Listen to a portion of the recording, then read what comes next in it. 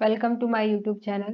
तो इसके पहले वीडियो में हम लोग देख रहे थे ट्रिक्स टूल एंड आर्टिकल्स, तो उसी का भी ये पार्ट 2 है।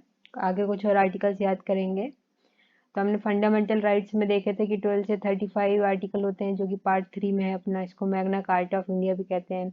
फिर हमारे पास 6 फंडामेंटल राइट्स थे, पहले 7 थे, फिर एक को हटा दिया गया जो कि 31 था, राइट टू प्रॉपर्टी।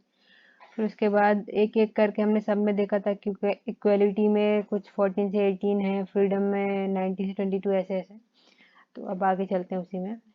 तो अगला है अपना कल्चरल एंड एजुकेशनल राइट। तो इसमें 2 आर्टिकल आते हैं, आर्टिकल 29 एंड आर्टिकल 30। तो आर्टिकल 29 कहता है कि no discrimination on the basis of religion, race, caste और लैंग्वेज। और आर्टिकल 30 कहता है right of minorities to establish and administrate educational institutions of their own faith. ठीक है, इसको तो आप लोग ऐसे ही रिमाइंड कर लीजिए।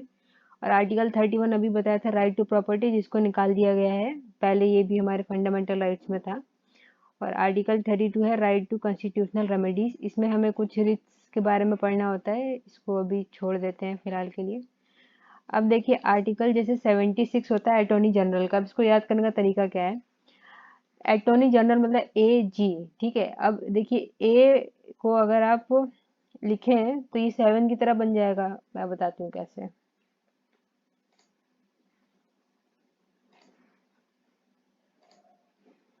देखिए, ए को आप ऐसे लिख सकते हैं, इस तरीके से, ए और जी।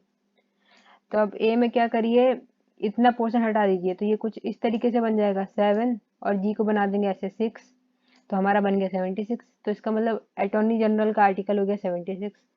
अब इसके बाद आपको एक एक्रोनिम याद करना है, पारा लो। ठीक है, 2-3 बार बोलेंगे तो याद हो जाएगा, पारा लो। ठीक है, और कैसे करना है, देखिए P फॉर है पार्लियामेंट, R फॉर है हमारा राज्यसभा, और LO फॉर है लोकसभा।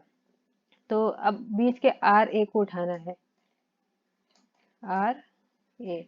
अगर इसको ध्यान से देखें तो ये कुछ 80 टाइप का बन जाएगा, R को करेंगे, और ये अपना 0 की तरह है। तो इसका मतलब आर्टिकल 80 हो गया हमारा राज्यसभा का। तो इसके ठीक पीछे है P है, तो उसका हो गया 79, और इसके आगे है LO, तो इसका हो गया 81। तो मतलब आर्टिकल 80 याद करना है आपको RA से, जो 80 की तरह मैच कर रहा है, जो कि हो जाएगा composition of council of state, जिसको राज्यसभा का संरचना भी बोलते हैं।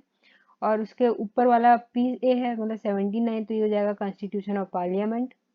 उसके बाद आर्टिकल 81 हो जाएगा composition of house of people, जो कि लोकसभा हो जाएगा। ठीक है, अब बात करते हैं, ये तो आई होप याद हो गया होगा। अब आर्टिकल 110 जो है डेफिनेशन ऑफ मनी बिल। अब देखिए, मनी बिल को हम लोग ऐसे लिखते हैं MO। ठीक है, मनी बिल। ठीक है, मनी MONEI से, मनी से MO को लिख दो। उसके बाद क्या करो, बीच का ये पोर्शन हटा दो, तो ये बन जाएगा 110। तो अपना 110 आर्टिकल हो जाएगा मनी बिल के लिए। अब एनुअल फाइनेंशियल स्टेटमेंट की बात करें। अब देखो, ऐसा है कि फाइनेंशियल पूरा हम लोगों का, मतलब जैसे बजट बन गया है। अब बजट बनने के बाद क्या होगा कि सब लोग जाएंगे कि कहेंगे मेरे को पैसा दो, पैसा दो। ठीक है, मतलब बजट बन गया है ना, अब भाई पैसा आ गया है, तो हर विभाग के लोग कहेंगे कि मेरे को इसमें इतना पैसा चाहिए, इतना पैसा चाहिए, इतना पैसा चाहिए। तो जो हमारे फाइनेंशियल मिनिस्टर होंगे, वो कहेंगे कि रुको, ऐसे नहीं, एक एक करके पैसा दो, नहीं तो पता ही नहीं चलेगा कि किसको कितना दिया। तो वो कहेंगे एक एक करके दो पैसा। ठीक है, एक एक करके दो पैसा, एक एक दो। मतलब आर्टिकल 122 हमारा हो जाएगा एनुअल फाइनेंशियल स्टेटमेंट। अब आर्टिकल 370, ये तो खैर हट गया है, special status of the state Jammu and Kashmir. अब आ जाते हैं 356 पे, प्रेसिडेंट रूल। देखिए, इसको कैसे याद करना है, आपको याद करना है 3P6, मतलब P फॉर प्रेसिडेंट और P फॉर 5। ठीक है, तो प्रेसिडेंट के पीछे 3 बॉडीगार्ड है और प्रेसिडेंट के आगे 6 बॉडीगार्ड है। तो अगर, तो इसका मतलब P फॉर है 5 अपना, तो ये हो जाएगा 356। तो 356 हो गया प्रेसिडेंट रूल।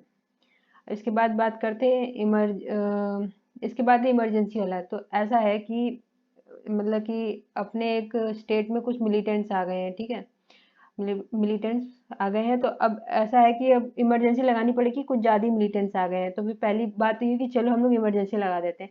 उसके बाद दूसरी बात इन्होंने ये कही कि देखो तुमको कहीं भी मिलिटेंस दिखे, इसको 3-5-2 वो मर जाएगा। क्या दो? 3-5-2 मतलब 3-5-2। पहली बात तो इमरजेंसी लगी, और ऊपर से हमको मिलिटेंस को 3-5-2 देना है, मतलब 3-5-2, तो इसका मतलब 3-5-2 अपना हो जाएगा इमरजेंसी के लिए। ठीक है, अब इसके बाद आगे नेक्स्ट आते हैं।